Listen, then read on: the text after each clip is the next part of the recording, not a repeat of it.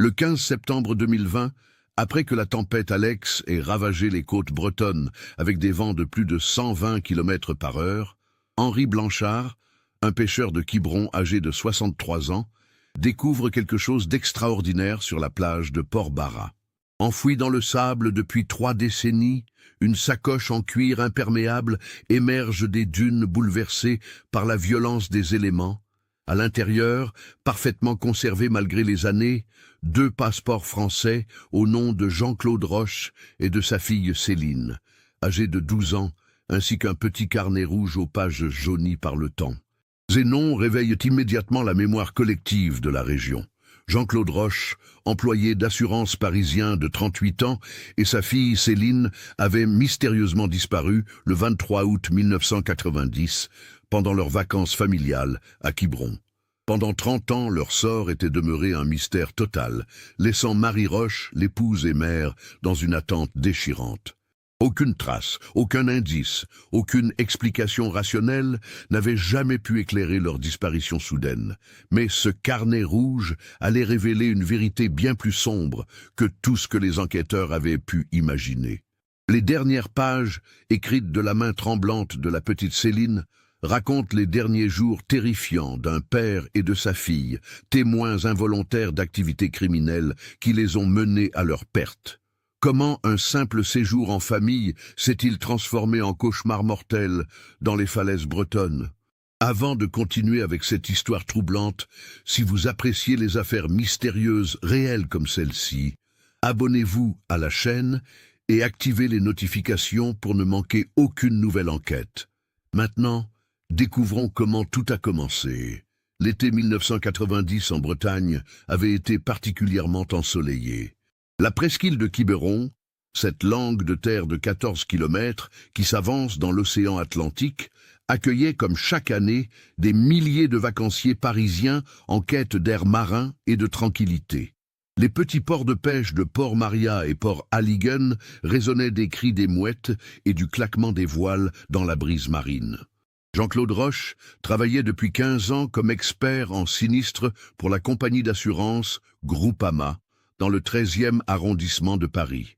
Homme méticuleux et consciencieux, il était reconnu par ses collègues pour son attention aux détails et sa capacité à démêler les affaires les plus complexes. Marié à Marie depuis 16 ans, il était le père de 2 enfants. Céline, 12 ans, élève brillante au collège Sainte-Geneviève, et Antoine, 9 ans, passionné de football. La famille Roche habitait un appartement de 4 pièces avenue des Gobelins, dans un immeuble haussmannien typique du Paris des années 90. Jean-Claude, originaire de Nantes, avait gardé un attachement profond pour la Bretagne de son enfance. Chaque été depuis 10 ans, la famille louait la même maison de vacances à Quiberon, une petite villa blanche aux volets bleus, située rue des Embruns, à quelques centaines de mètres de la plage de Port-Blanc. Céline Roche était une enfant curieuse et observatrice, passionnée de lecture et de sciences naturelles. Excellente élève, elle tenait depuis l'âge de 10 ans un journal intime où elle consignait scrupuleusement ses observations quotidiennes, ses réflexions et ses découvertes. Son institutrice, Madame Lefebvre, avait remarqué chez elle une maturité précoce et un sens de l'observation particulièrement développé pour son âge. Le caractère de la jeune fille contrastait avec celui de son frère Antoine, plus turbulent et extraverti. Céline préférait les longues promenades solitaires sur les sentiers côtiers, armée de ses jumelles et de son carnet de notes, à la recherche d'oiseaux marins ou de plantes sauvages. Cette passion pour l'observation de la nature l'amenait souvent à explorer les recoins les plus reculés de la côte sauvage de Quiberon, la presqu'île de Quiberon, reliée au continent par un mince isthme sablonneux, présente 2 visages radicalement différents. Du côté est, face à la baie de Quiberon, s'étendent des plages de sable fin protégées des vents du large. Du côté ouest, la côte sauvage offre un spectacle saisissant de falaises déchiquetées qui plongent dans l'océan, creusées par les millénaires d'assaut des tempêtes atlantiques. C'est précisément cette côte sauvage qui fascinait Céline. Les rochers de granit rose, sculptés par l'érosion, les grottes marines, accessibles uniquement à marée basse, les landes de bruyères violettes qui s'étendent à perte de vue. Tout ce paysage sauvage et préservé nourrissait son imagination d'enfant curieuse de nature. En ce mois d'août 1990, la France vivait encore dans l'euphorie de la Coupe du monde de football, remportée par l'Italie, mais surtout dans l'attente des Jeux olympiques d'hiver d'Albertville, prévus pour 1992. La télévision diffusait les premiers épisodes d'Hélène et les garçons, et les radios passaient en boucle les tubes de l'été, Lambada de Kaoma et Ice Ice Baby de Vanilla Ice. Pour les Roches, ces vacances 1990 représentaient un moment de détente particulièrement attendu. Jean-Claude venait de clôturer un dossier d'expertise particulièrement complexe concernant l'incendie d'un entrepôt pharmaceutique en région parisienne, une affaire qui l'avait mobilisé pendant 6 mois. Marie, institutrice à l'école primaire du quartier, avait elle aussi besoin de ces semaines de repos après une année scolaire éprouvante. La routine familiale à Quiberon était bien établie. Lever vers 8 heures, petit déjeuner sur la terrasse face à l'océan, puis répartition des activités selon les goûts de chacun. Antoine rejoignait généralement les autres enfants sur la plage, surveillée de Port-Blanc, pour des parties de beach-volley interminables. Marie s'installait sous son parasol avec un roman de Marc Lévy, tandis que Jean-Claude partait faire son jogging matinal le long du sentier côtier. Céline, elle, préférait partir en exploration dès la fin du petit déjeuner, équipée de son sac à dos contenant ses jumelles, son carnet de notes, sa gourde et quelques biscuits. Ses parents, connaissant sa prudence naturelle et sa parfaite connaissance des lieux après 10 années de vacances identiques, lui accordaient une liberté de mouvement inhabituelle pour une enfant de son âge. Cette liberté, qui avait toujours été source de découvertes merveilleuses et d'épanouissement pour la fillette, allait malheureusement la conduire, avec son père, vers un destin tragique que personne n'aurait pu imaginer.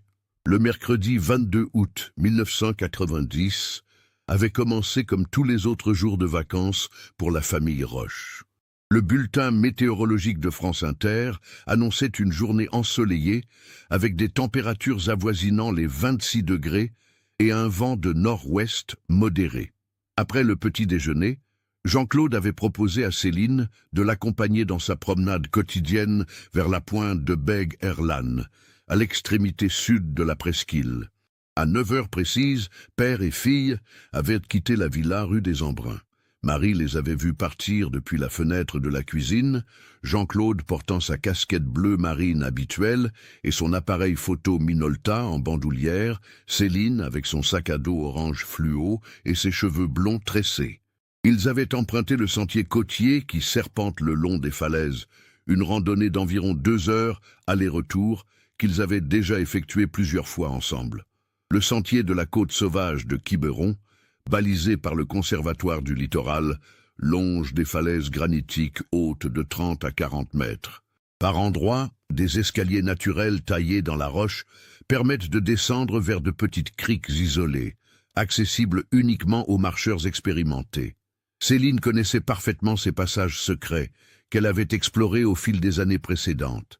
Vers 11 heures, Madame Guilloux, une retraitée qui habitait le dernier cottage avant la pointe de Beg-Erlan, avait aperçu un homme et une enfant correspondant à la description de Jean-Claude et Céline près du sémaphore abandonné. Ils semblaient observer quelque chose avec des jumelles en direction des rochers de Port-Rue, une zone particulièrement sauvage où les courants marins ont creusé de nombreuses grottes dans la falaise. C'est à partir de ce moment que les témoignages deviennent flous et contradictoires. Yann Le Goff, un pêcheur de langoustes qui vérifiait ses casiers depuis son petit bateau au large de Port-Roux vers midi, avait cru distinguer des silhouettes sur les rochers près des grottes marines, mais la distance et les reflets du soleil sur l'eau l'empêchaient d'être certain de ce qu'il avait vu. L'alerte avait été donnée vers 15 heures par Marie Roche elle-même. Inquiète de ne pas voir revenir son mari et sa fille pour le déjeuner, elle avait d'abord téléphoné aux gendarmes de Quiberon depuis la cabine téléphonique située près du port de Port-Maria. Le gendarme de service, le brigadier Yves Cotten, avait dans un premier temps tenté de rassurer la mère de famille, expliquant que de nombreux randonneurs sous-estimaient la durée des promenades sur la côte sauvage. Cependant, connaissant Jean-Claude Roche pour l'avoir croisé plusieurs étés de suite et sachant sa ponctualité légendaire, le brigadier Cotten avait décidé de prendre l'affaire au sérieux dès 16 heures. Une première équipe de recherche composée de 4 gendarmes et de 2 membres de la Société nationale de sauvetage en mer avait été constituée pour explorer le secteur de la pointe de Beg-er-Lan. Les premières recherches, menées jusqu'à la tombée de la nuit, n'avaient révélé aucune trace des disparus. Le sentier côtier avait été inspecté mètre par mètre, les principales criques accessibles fouillées systématiquement. L'hélicoptère de la sécurité civile, basé à Vannes, avait effectué 3 survols de la zone entre 18 h et 20 h, sans résultat. La nuit du 22 au 23 août avait été particulièrement difficile pour Marie Roche et son fils Antoine. L'absence totale de nouvelles, l'incompréhension face à une disparition aussi soudaine d'un homme prudent et d'une enfant responsable créaient une angoisse insoutenable. Marie avait passé la nuit au téléphone avec sa belle-sœur parisienne et ses parents nantais, tous tentant de trouver une explication rationnelle à cette situation inédite. Le lendemain matin, jeudi 23 août, les recherches avaient repris à l'aube avec des moyens renforcés. L'inspecteur Laurent Garnier, responsable de la brigade de recherche de Lorient, avait pris personnellement en charge l'enquête. Policier expérimenté de 45 ans, il avait déjà géré plusieurs disparitions dans le secteur côtier du Morbihan et connaissait parfaitement les dangers spécifiques de cette portion de littoral. 24 gendarmes, 6 plongeurs de la Marine nationale basés à Lorient, 2 maîtres chiens et l'hélicoptère de la sécurité civile avaient été mobilisés pour cette deuxième journée de recherche. Chaque mètre carré de la côte sauvage, entre Port-Blanc et la pointe de Beg-er-Lan, avait été systématiquement exploré. Les grottes marines de Port-Rue, accessibles uniquement à marée basse et par mer calme, avaient fait l'objet d'une attention particulière. C'est dans l'une de ces grottes que les plongeurs avaient découvert le premier et unique indice. Une chaussure de randonnée marron, pointure 43, que Marie Roche avait formellement identifiée comme appartenant à son mari. Cette chaussure, retrouvée coincée entre 2 rochers au fond d'une grotte profonde de 15 mètres, suggérait un accident, peut-être une chute depuis la falaise surplombante. Cependant, malgré des recherches minutieuses prolongées pendant 1 semaine supplémentaire, aucun corps n'avait jamais été retrouvé. L'inspecteur Garnier, dans son rapport final daté du 2 septembre 1990, concluait à un accident probable. Jean-Claude et Céline Roche étaient vraisemblablement tombés dans l'océan depuis les falaises de Port-Rue, leur corps ayant été emporté au large par les courants particulièrement violents de cette zone. Cette explication, bien que douloureuse, semblait la plus logique. Les falaises de la côte sauvage de Quiberon, sculptées par l'érosion marine, présentent par endroits des surplombs instables. Un faux pas, un moment d'inattention pour observer la faune marine, et la tragédie pouvait survenir en quelques secondes. Les courants atlantiques dans ce secteur sont suffisamment puissants pour emporter les corps vers le large, expliquant leur absence malgré des recherches approfondies. Marie Roche était rentrée à Paris le 4 septembre 1990 avec son fils Antoine, laissant derrière elle un mystère qui allait hanter la région pendant 30 ans. Les autorités avaient classé l'affaire, faute d'éléments nouveaux, mais le souvenir de cette disparition inexpliquée continuait de marquer les esprits locaux. Pendant 3 décennies, chaque grande marée, chaque tempête hivernale avait nourri l'espoir secret de retrouver enfin des indices susceptibles d'éclairer le sort tragique de Jean-Claude et Céline Roche. Personne n'imaginait que la vérité dormait paisiblement enfouie dans le sable de Port-Barra, attendant qu'une tempête exceptionnelle la révèle au grand jour. Les mois qui suivirent le retour de Marie Roche à Paris furent d'une difficulté inimaginable. L'appartement de l'avenue des Gobelins, autrefois rempli des rires de Jean-Claude et des bavardages enthousiastes de Céline, était devenu un mausolée silencieux où chaque objet rappelait douloureusement les absents. La chambre de Céline, avec ses livres de sciences naturelles soigneusement rangés et ses collections de coquillages bretons, demeurait intacte, comme si Marie espérait encore voir sa fille franchir la porte avec son sac à dos orange. Antoine, alors âgé de 9 ans, avait développé une peur panique de l'eau qui perdurerait pendant des années. L'enfant joyeux et turbulent s'était mué en un garçonnet silencieux et inquiet, scrutant constamment le visage de sa mère pour y déceler les signes d'une nouvelle disparition. Les psychologues scolaires de son école primaire avaient signalé des troubles du sommeil persistants et une chute dramatique de ses résultats scolaires. Marie, de son côté, oscillait entre deux états psychologiques contradictoires.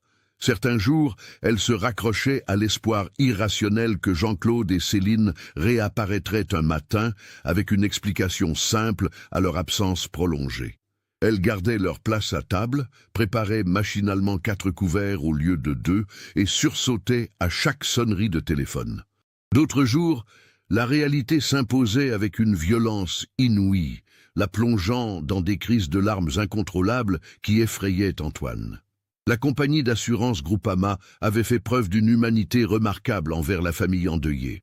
Le directeur régional, M. Chevalier, avait personnellement veillé à ce que Marie perçoive l'intégralité du salaire de Jean-Claude pendant 6 mois, le temps qu'elle puisse réorganiser sa vie financière. Les collègues de Jean-Claude avaient organisé une collecte spontanée qui avait permis de constituer un fonds d'aide pour l'éducation d'Antoine. Cependant, les démarches administratives liées à la disparition s'étaient révélées d'une complexité kafkaïenne. En l'absence de corps, Jean-Claude et Céline ne pouvaient être légalement déclarés décédés avant un délai de 10 ans. Cette situation juridique aberrante privait Marie de nombreux droits et prestations, compliquant notamment la succession et l'obtention d'une pension de veuve. L'inspecteur Laurent Garnier, bien qu'ayant officiellement classé l'affaire, n'avait jamais vraiment cessé de s'y intéresser. Policier consciencieux, proche de la retraite, il gardait dans son bureau un dossier contenant toutes les pièces de l'enquête, qu'il consultait régulièrement lors de périodes de moindre activité. Quelque chose dans cette disparition le dérangeait, sans qu'il parvienne à mettre le doigt sur l'élément qui clochait. 2 détails, en particulier, continuaient de l'intriguer. Premièrement, la chaussure retrouvée dans la grotte marine était en parfait état, sans trace d'usure ni d'impact violent qui aurait pu résulter d'une chute depuis la falaise. Deuxièmement, les témoignages des dernières personnes à avoir aperçu Jean-Claude et Céline mentionnaient qu'ils observaient quelque chose avec des jumelles, une attitude qui suggérait une attention soutenue plutôt qu'une simple promenade touristique. En 1995, 5 ans après la disparition, Marie avait tenté de refaire sa vie en épousant un collègue instituteur, Philippe Moreau. Cette union, motivée davantage par la nécessité de reconstruire une cellule familiale stable pour Antoine que par un véritable sentiment amoureux, s'était soldée par un divorce 3 ans plus tard. Antoine, perturbé par l'intrusion de cet étranger dans leur foyer encore meurtri, avait développé une hostilité systématique envers son beau-père, rendant la cohabitation impossible. La communauté de Quiberon avait, elle aussi, gardé une mémoire vive de cette tragédie estivale. Chaque année, au mois d'août, les journaux locaux, Le Télégramme et Ouest France, publiaient un entrefilet rappelant l'anniversaire de la disparition des Roches, accompagné invariablement de l'appel traditionnel aux témoins. Ces articles, bien qu'ils n'apportent jamais d'éléments nouveaux, entretenaient le souvenir du drame dans la mémoire collective régionale. Henri Blanchard, le pêcheur qui découvrirait la sacoche 30 ans plus tard, se souvenait parfaitement de l'été 1990. Alors, âgé de 33 ans et père de 2 jeunes enfants, il avait participé bénévolement aux recherches, fouillant inlassablement les criques et les grottes qu'il connaissait comme sa poche. Cette disparition l'avait profondément marqué, lui qui parcourait quotidiennement ces eaux pour y poser ses casiers à crabes et ses filets à sol. Au fil des années, d'autres théories avaient émergé parmi les habitants de la presqu'île. Certains évoquaient la possibilité d'un enlèvement. Jean-Claude étant expert en assurance et ayant potentiellement accès à des informations sensibles. D'autres penchèrent pour une fugue planifiée, suggérant que Jean-Claude aurait pu être en difficulté financière et avoir choisi de disparaître avec sa fille préférée. Ces hypothèses, bien que dénuées de tout fondement factuel, alimentaient des conversations dans les cafés du port et sur les marchés hebdomadaires. La presse nationale s'était également emparée de l'affaire, particulièrement Le Parisien, qui avait consacré un dossier de 3 pages à la disparition en septembre 1990. L'angle choisi. Mystère en Bretagne. Un père et sa fille volatilisés avaient donné une dimension médiatique à l'affaire, générant un courrier de lecteurs conséquent et plusieurs fausses pistes qui avaient mobilisé inutilement les enquêteurs. En 2000, 10 ans après les faits, Marie avait enfin pu obtenir un jugement déclaratif de décès pour son mari et sa fille. Cette étape administrative, nécessaire pour clôturer définitivement la succession et percevoir les indemnités d'assurance-vie, avait rouvert les plaies à peine cicatrisées. La cérémonie religieuse organisée en l'église Saint-Médard du 13e arrondissement avait rassemblé une centaine de personnes, familles, amis, collègues de Jean-Claude et anciens camarades de classe de Céline. Antoine, devenu un adolescent de 19 ans, avait choisi cette période pour quitter le domicile familial et s'installer en colocation dans le 10e arrondissement. Les relations avec sa mère, bien qu'affectueuses, demeuraient marquées par le traumatisme partagé de cette perte inexpliquée. Le jeune homme avait développé une passion pour l'informatique naissante, trouvant dans la logique implacable des programmes une échappatoire à l'irrationnel de sa tragédie familiale. L'inspecteur Garnier, parti à la retraite en 2005, avait légué son dossier personnel sur l'affaire Roche à sa successeur, la capitaine Sophie Lemaire. Cette policière de 38 ans, diplômée de l'École nationale supérieure de police de Saint-Cyr au Mont-d'Or, s'était spécialisée dans les cold cases, ces affaires anciennes que les nouvelles technologies permettaient parfois d'élucider des décennies après les faits. Sophie Lemaire avait grandi à Vannes et connaissait parfaitement la géographie complexe du golfe du Morbihan et de la presqu'île de Quiberon. Excellente navigatrice, elle comprenait mieux que ses prédécesseurs masculins les subtilités des courants marins et des marées qui rythmaient la vie de ce secteur côtier. Son regard neuf sur le dossier Roche lui avait permis d'identifier plusieurs incohérences mineures dans les témoignages d'époque.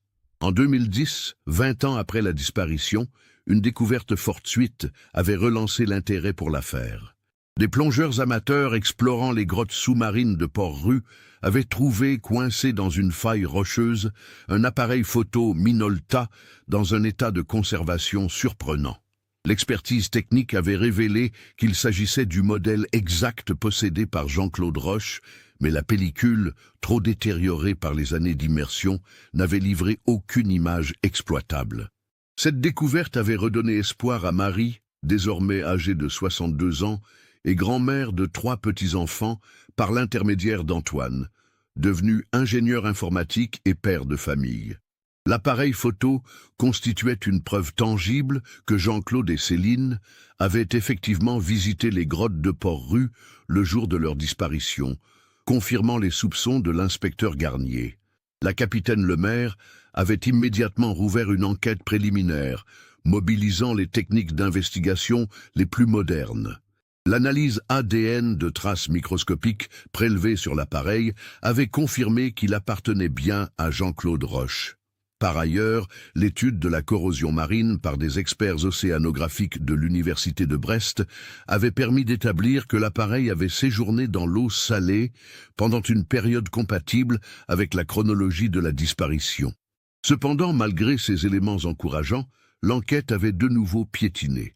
L'appareil photo, s'il confirmait la présence des disparus dans les grottes marines, n'apportait aucune information sur les circonstances de leur mort, ni sur l'emplacement de leur corps. Les nouvelles recherches subaquatiques menées pendant l'été 2010, avec des moyens techniques très sophistiqués, n'avaient révélé aucune trace supplémentaire. C'est dans ce contexte d'espoir déçu et de mystère persistant que la tempête Alex allait, 10 ans plus tard, révéler enfin la vérité sur le sort tragique de Jean-Claude et Céline Roche. La tempête Alex, qui frappa les côtes bretonnes dans la nuit du 1er au 2 octobre 2020, restera dans les mémoires comme l'une des plus violentes des 50 dernières années.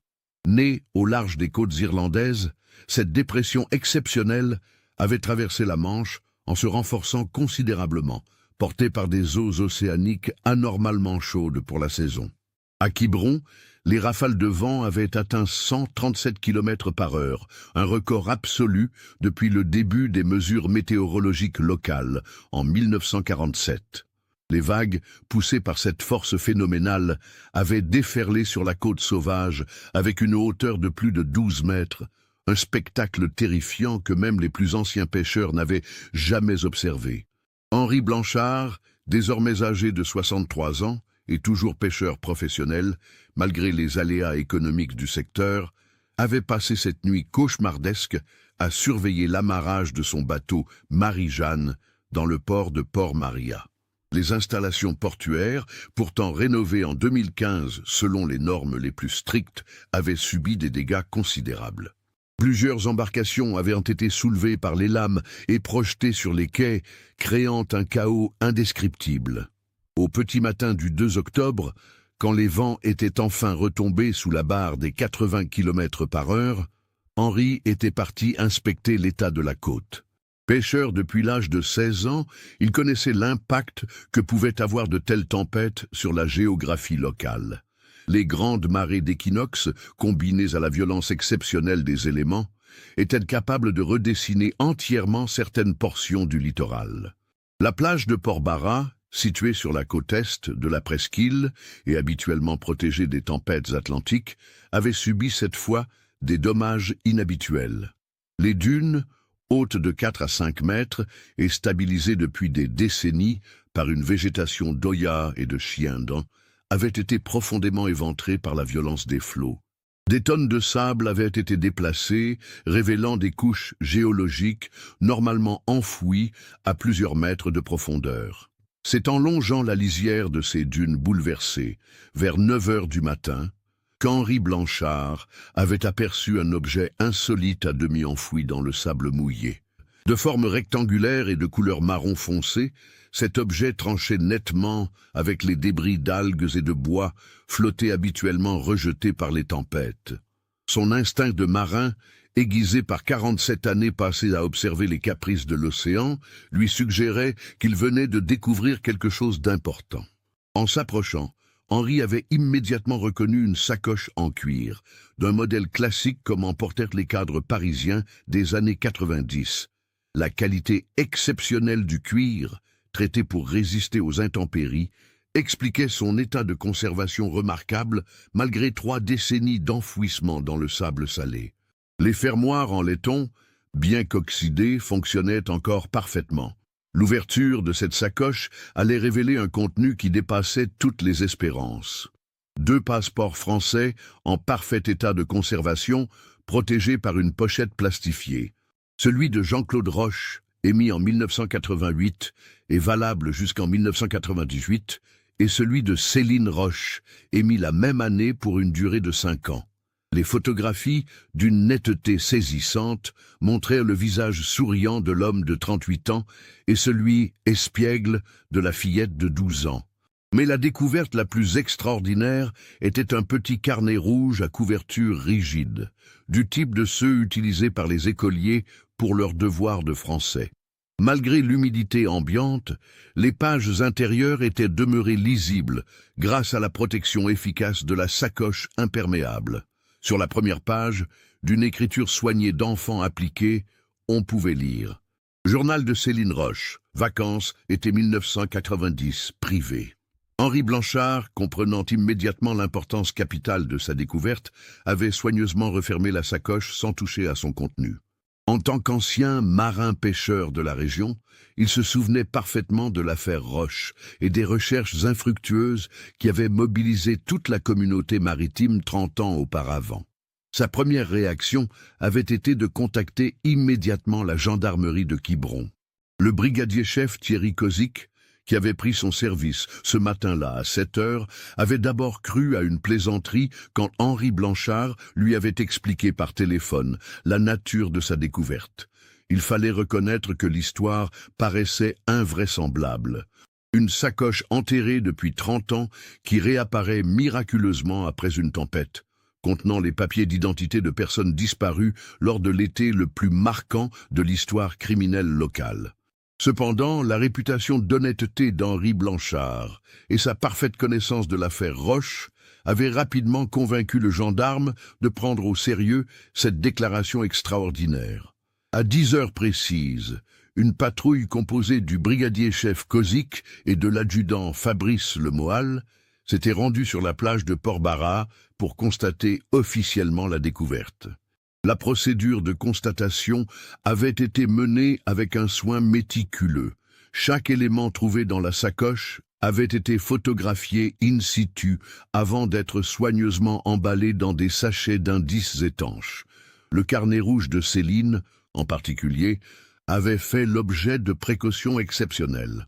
Ces pages, jaunies par le temps mais parfaitement lisibles, contenaient une écriture enfantine qui allait révéler des secrets terrifiants.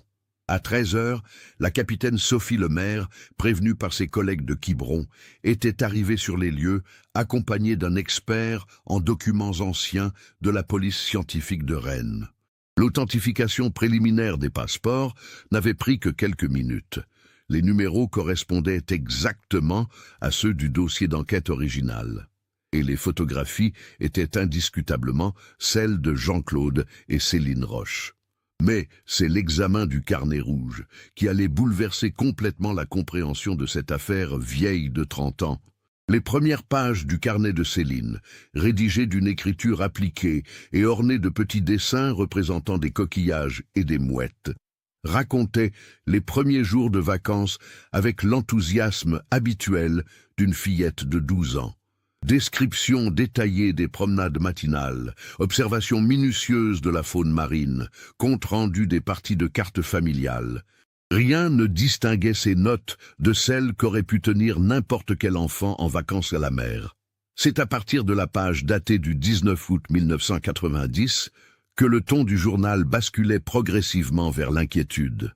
Céline y décrivait une observation troublante, faite lors d'une de ses promenades solitaires vers les grottes de Port-Rue. Aujourd'hui, j'ai vu des hommes bizarres près de la grande grotte. Ils portaient de gros sacs et ils avaient l'air de se cacher. Quand ils m'ont vu, ils ont crié en espagnol, je crois. J'ai eu peur et je suis parti en courant. La capitaine Sophie Lemaire, lisant ces lignes avec l'attention d'une enquêtrice expérimentée, ressentit immédiatement l'importance de cette observation. En 1990, les côtes bretonnes servaient déjà de point d'entrée privilégié pour le trafic de stupéfiants en provenance d'Amérique du Sud. Les grottes marines de la côte sauvage, difficiles d'accès et rarement fréquentées, constituaient des caches idéales pour des réseaux criminels organisés. L'entrée suivante, datée du 20 août, confirmait et précisait cette première observation. Papa m'a dit qu'il fallait être prudente près des grottes. Mais moi, je suis curieuse. J'ai repris mes jumelles et j'ai observé de loin. Il y avait un bateau blanc, avec un nom espagnol, qui s'approchait de la grotte à marée haute. Des hommes sortaient des paquets de la grotte et les mettaient dans le bateau. Papa a dit que ce sont peut-être des contrebandiers comme dans les livres d'aventure. Cette entrée révélait que Jean-Claude Roche avait eu connaissance des observations de sa fille et qu'il avait commencé à s'intéresser à ses activités suspectes. L'expert en assurance, habitué à déceler les fraudes et les activités illégales dans le cadre de son travail professionnel, avait vraisemblablement compris qu'il était en présence d'un trafic organisé. La page du 21 août marquait une escalade dramatique dans les événements. Papa a pris des photos avec son appareil. Il dit qu'il faut prévenir les gendarmes parce que ces hommes font sûrement quelque chose d'interdit.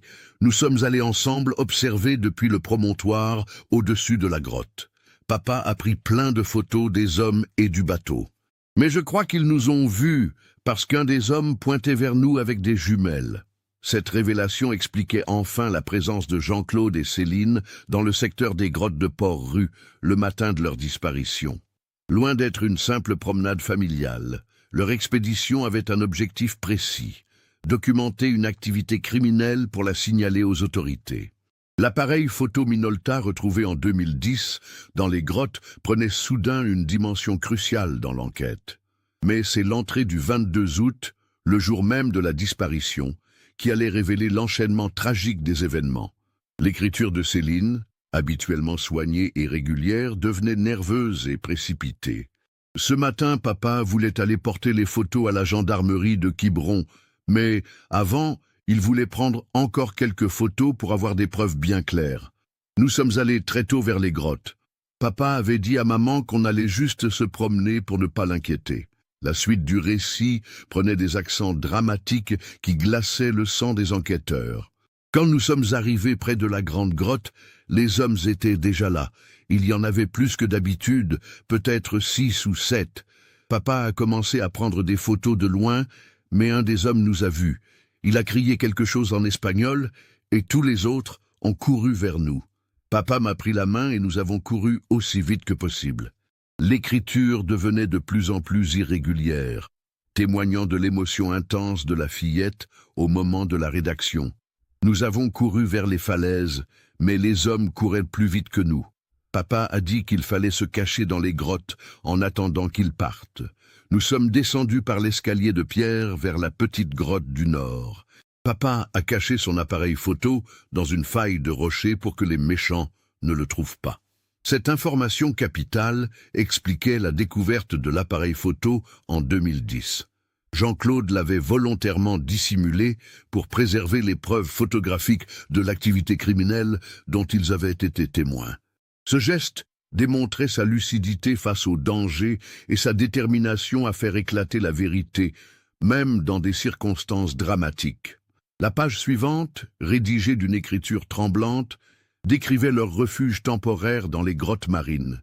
Nous sommes cachés dans la grotte depuis ce matin. Papa dit qu'il faut attendre que les méchants partent avec leur bateau. Il a entendu leur voix au-dessus de nos têtes. Ils nous cherchent.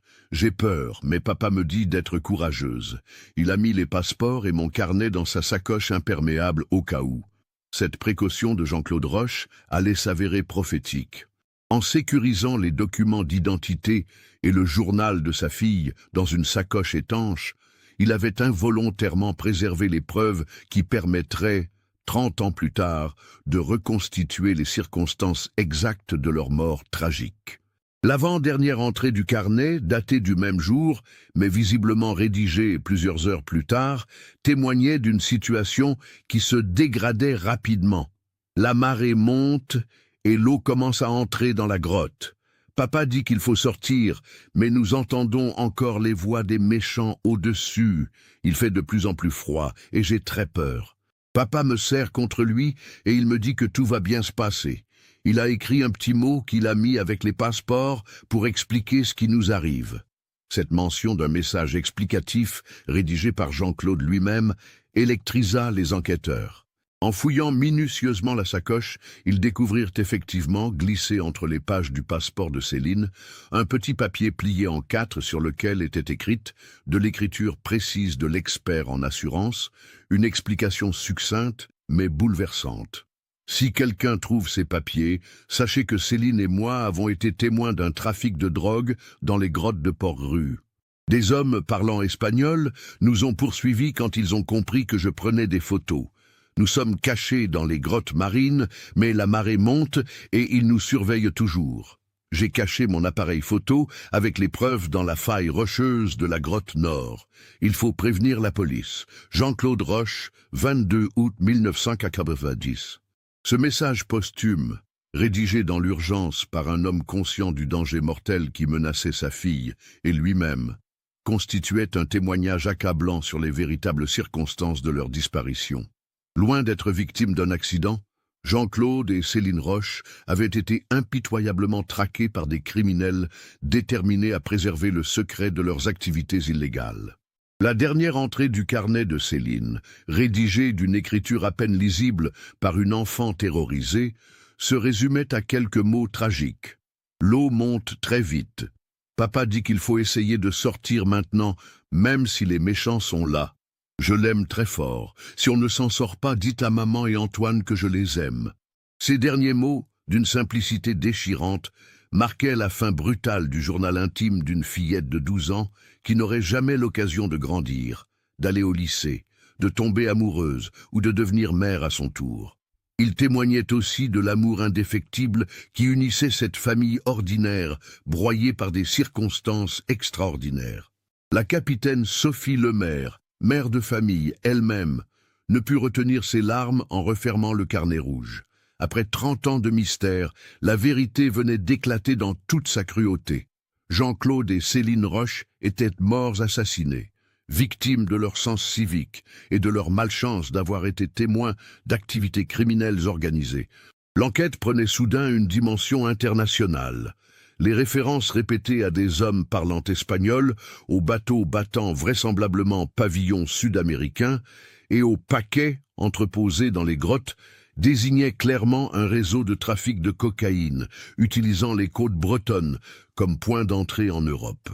En 1990, ces filières commençaient tout juste à se structurer, profitant de la surveillance encore insuffisante des espaces maritimes européens.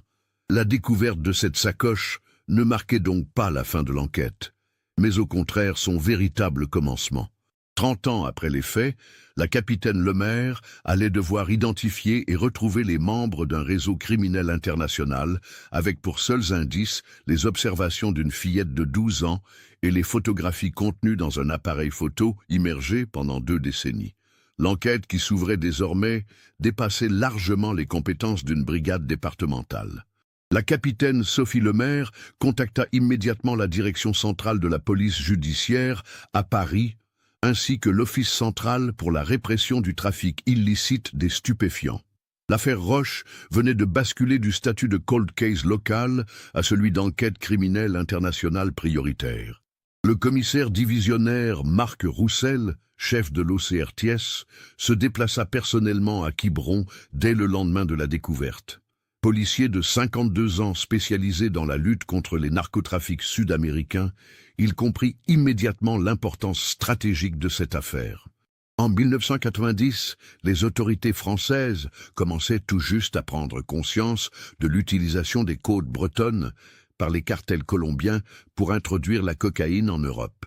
Cette découverte nous offre une fenêtre unique sur les premières années d'implantation des réseaux sud-américains en France, expliqua-t-il à Sophie Lemaire lors de leur première rencontre.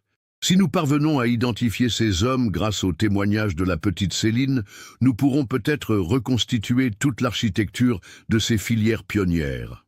La première étape consistait à analyser scientifiquement l'appareil photo Minolta découvert en 2010. Les techniques de restauration numérique ayant considérablement progressé en 10 ans, les experts de l'Institut de recherche criminelle de la Gendarmerie nationale furent sollicités pour tenter une nouvelle extraction des données photographiques. Pendant 2 semaines, les meilleurs spécialistes français travaillèrent sur la pellicule argentique détériorée par 20 ans d'immersion marine. Utilisant des procédés de spectrométrie et de reconstruction numérique ultra sophistiqués, ils parvinrent finalement à récupérer 7 clichés partiellement exploitables sur les 36 vues de la pellicule. Ces photographies, bien que floues et partiellement effacées, révélaient des détails cruciaux. On y distinguait clairement un bateau de pêche blanc d'environ 15 mètres, immatriculé Esperanza Vigo, ainsi que plusieurs hommes en train de manipuler des paquets rectangulaires emballés dans du plastique transparent.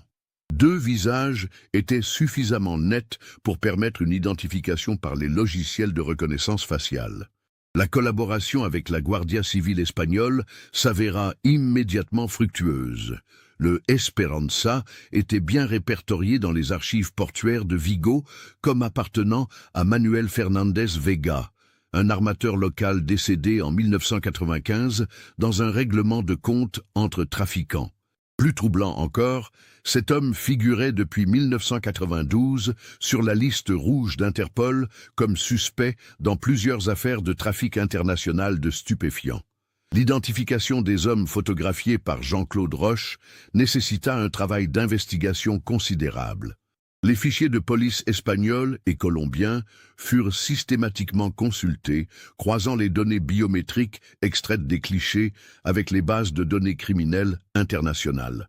Après 3 mois de recherches minutieuses, 2 noms émergèrent. Carlos Mendoza Santos et Diego Herrera Núñez, 2 ressortissants colombiens liés au cartel de Medellín. Ces révélations confirmaient l'ampleur du réseau criminel que Jean-Claude et Céline avaient involontairement découvert.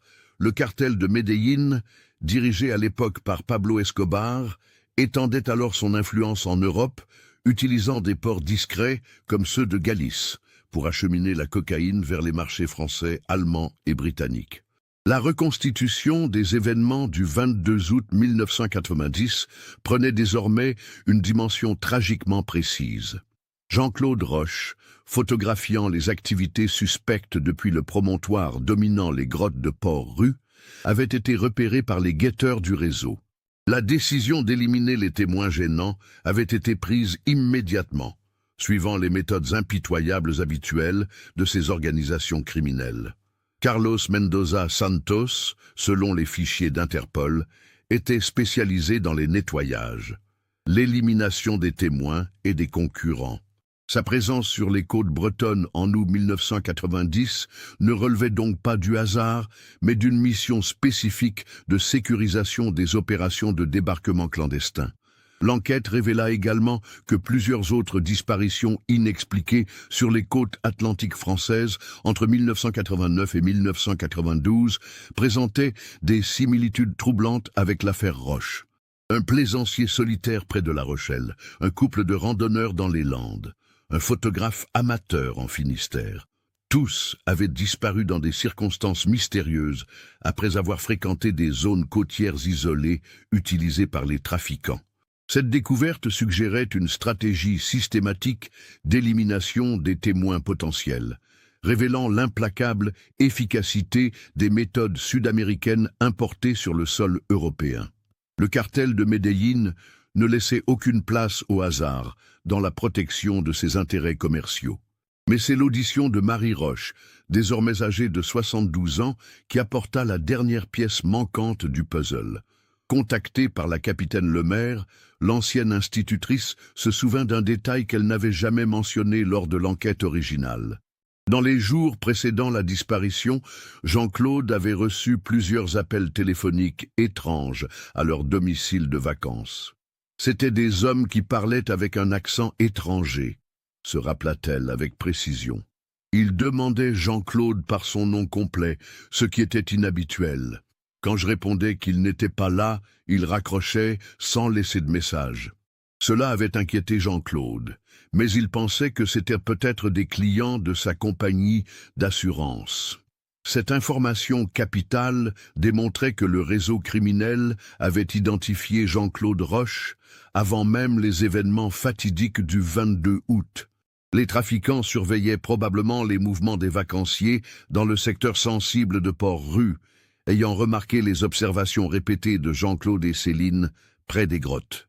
La reconstitution finale des événements, établie grâce au croisement de tous ces éléments, révélait un scénario d'une précision glaçante.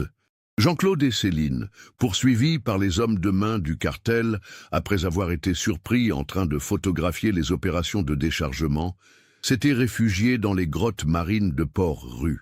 Contrairement à ce que suggérait le rapport de 1990, ils n'étaient pas morts accidentellement par noyade. Les criminels les avaient délibérément bloqués dans les grottes en attendant la marée haute, utilisant la géographie naturelle comme arme du crime.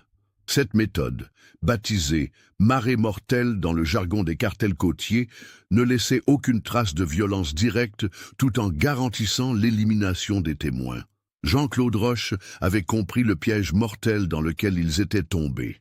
Ses derniers gestes, la dissimulation de l'appareil photo, la rédaction du message explicatif, la protection des documents d'identité dans la sacoche imperméable, témoignaient de sa lucidité face à l'inéluctable et de sa détermination à laisser des preuves pour les enquêteurs futurs. Céline, de son côté, avait continué jusqu'au bout à tenir son journal intime, documentant involontairement les dernières heures de leur calvaire avec la précision d'une ethnologue en herbe. Ses observations, d'une justesse remarquable pour une enfant de 12 ans, avaient permis 30 ans plus tard d'identifier formellement leurs assassins. La mort de Jean-Claude et Céline Roche s'inscrivait donc dans une logique criminelle implacable, celle de l'expansion européenne des cartels sud-américains au début des années 90. Victimes collatérales d'une guerre économique qu'ils ne soupçonnaient même pas, ils avaient payé de leur vie leur sens civique et leur malchance d'être au mauvais endroit au mauvais moment.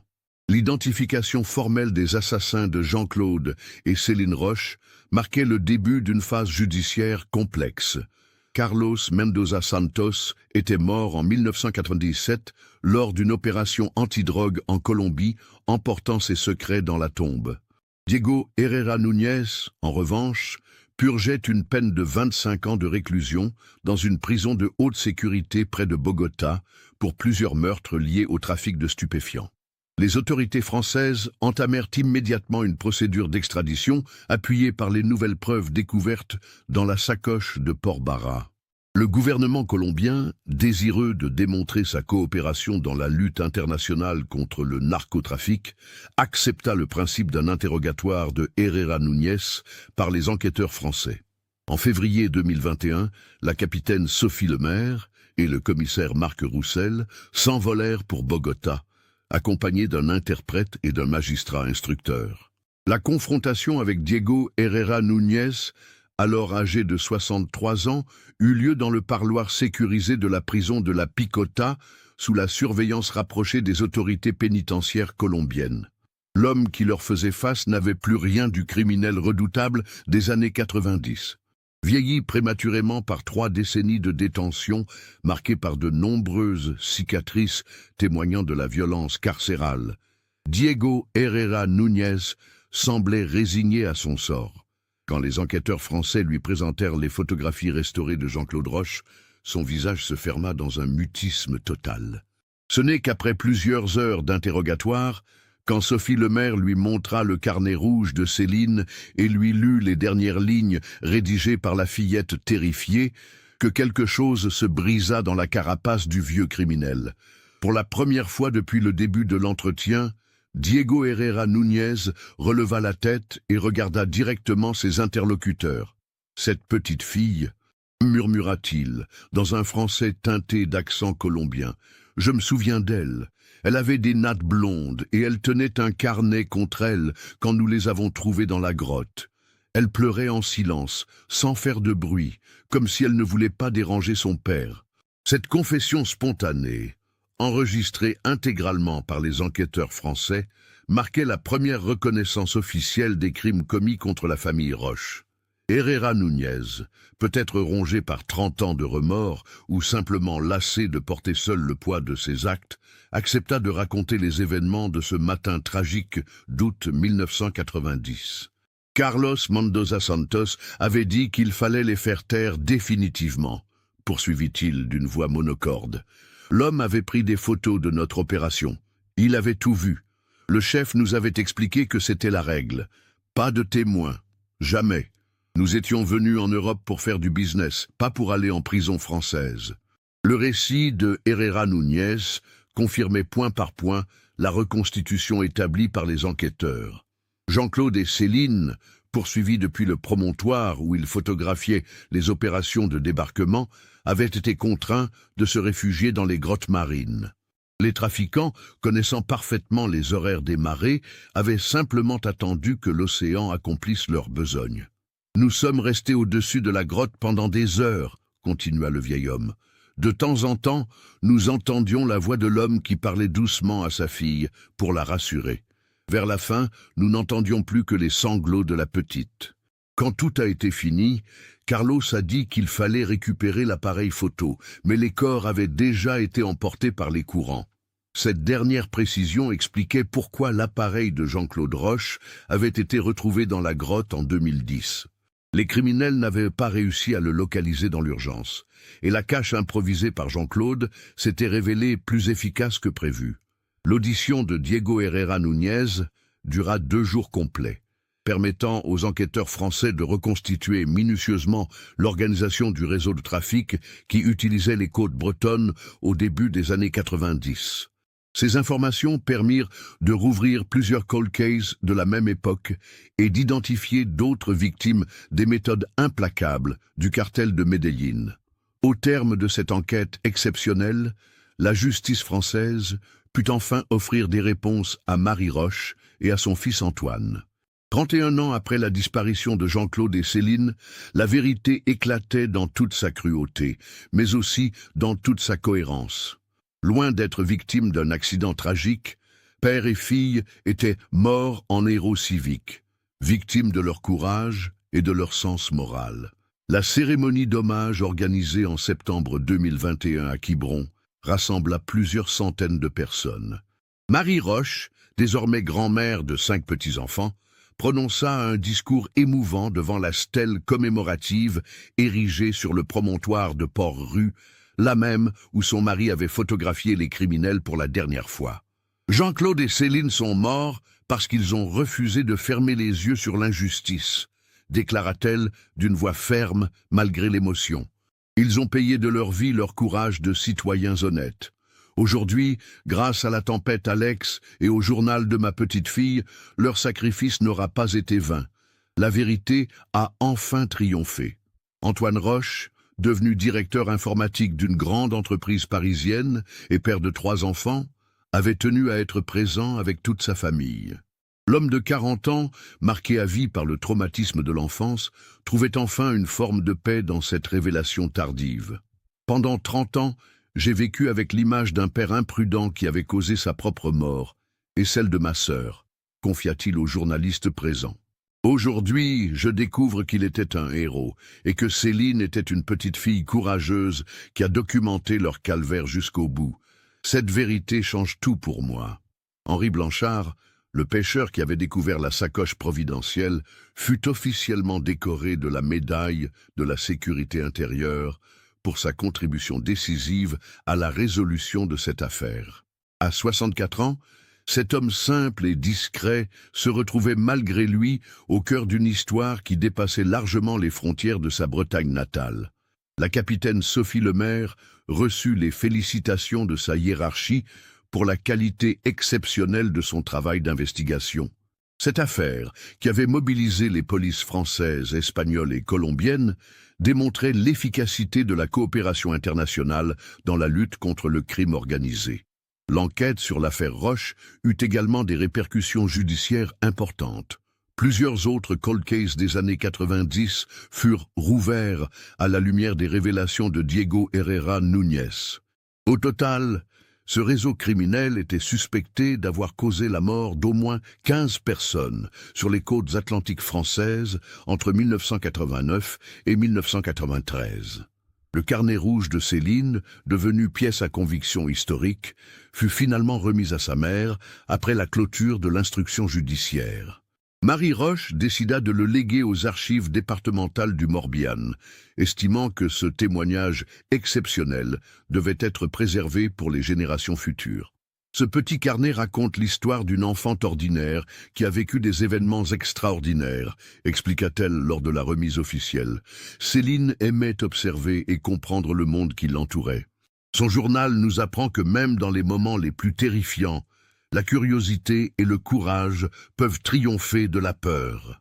La découverte fortuite de cette sacoche sur la plage de Port-Barra avait donc permis de résoudre l'une des affaires criminelles les plus mystérieuses de Bretagne. Elle démontrait aussi que la vérité, même enfouie pendant des décennies, finit toujours par émerger quand les circonstances s'y prêtent. L'affaire Jean-Claude et Céline Roche restera dans les annales judiciaires comme un exemple remarquable de ténacité investigatrice et de coopération internationale. Elle illustre également le prix parfois payé par des citoyens ordinaires, confrontés aux réalités du crime organisé international. 31 ans après leur disparition tragique, Jean-Claude et Céline Roche avaient enfin obtenu justice. Leur mémoire, longtemps entachée par l'incompréhension et les questions sans réponse, était désormais honorée comme celle de victimes héroïques du devoir civique. La tempête Alex, en révélant les secrets enfouis dans le sable de Port-Barra, avait rendu possible cette rédemption posthume. Elle rappelait que la nature, parfois destructrice, peut aussi être révélatrice de vérités que les hommes croyaient à jamais perdues. Ce cas nous montre comment le courage ordinaire de citoyens honnêtes peut les conduire à affronter des forces criminelles qui les dépassent complètement. Jean-Claude et Céline Roche sont morts parce qu'ils ont refusé de fermer les yeux sur l'injustice, préférant risquer leur vie plutôt que de devenir complices par leur silence. Qu'est-ce que vous pensez de cette histoire? Avez-vous remarqué les indices qui annonçaient la véritable nature de leur disparition? Partagez vos réflexions dans les commentaires. Si vous avez été touché par cette enquête sur le courage civique et ses conséquences tragiques, n'oubliez pas de vous abonner à la chaîne et d'activer les notifications. Laissez votre like si cette histoire vous a marqué et partagez-la avec quelqu'un qui s'intéresse aux affaires criminelles résolues grâce à des découvertes extraordinaires.